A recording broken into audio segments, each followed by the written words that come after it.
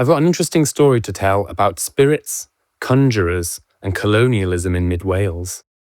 This particular story comes from the present-day location of Lake Vyrnwy, or Llyn Efyrnwy, which is a man-made reservoir built by the Liverpool Waterworks Corporation in the 1880s, essentially to provide water for Liverpool. This involved flooding the valley and the village of Llanwddyn and displacing the local people.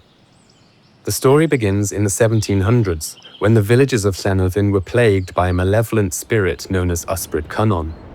He would act like a poltergeist, throwing stones against their windows, causing rats and bangs in their houses, and generally behaving like a mischievous goblin.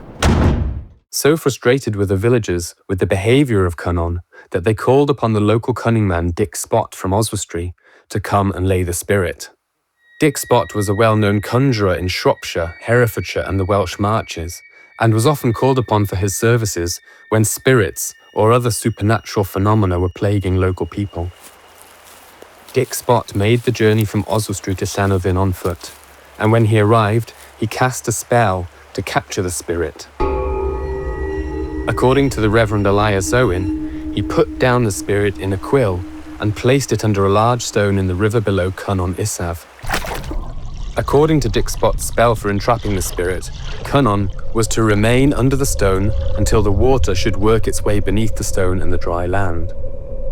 With Cynon trapped beneath the stone, now referred to as Carreg yr Ysbryd or the Spirit Stone, the villagers were no longer plagued and lived happily.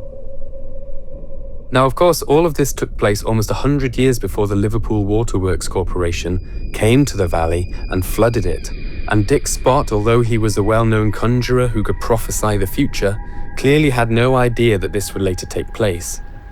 Now, in the 1880s, the Liverpool Corporation was asking the local Welsh workmen who knew about the stone and the spirit trapped beneath it to blow it up in order to make way for the construction of the dam.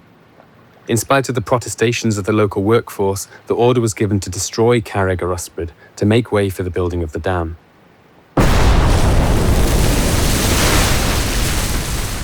Elias Owen explains that the stone was blasted, and strange to relate, when the smoke had cleared away, the water in the cavity where the stone had been was seen to move.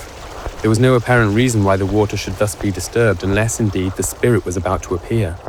The Welsh workmen became alarmed and moved away from the place, keeping, however, their eyes fixed on the pool. The mystery soon was solved, for a large frog made its appearance, and sedately sitting on a fragment of the shattered stone, rubbed its eyes with its feet as if awakening from a long sleep. The question was discussed: is it a frog or the spirit in the form of a frog?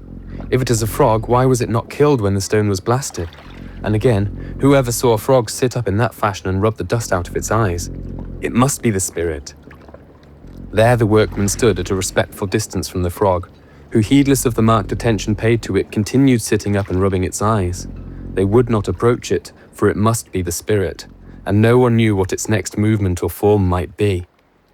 At last, however, the frog was driven away, and the men recommenced their labours, but for nights afterwards people passing the spot heard a noise as of heavy chains being dragged along the ground where the stone once stood.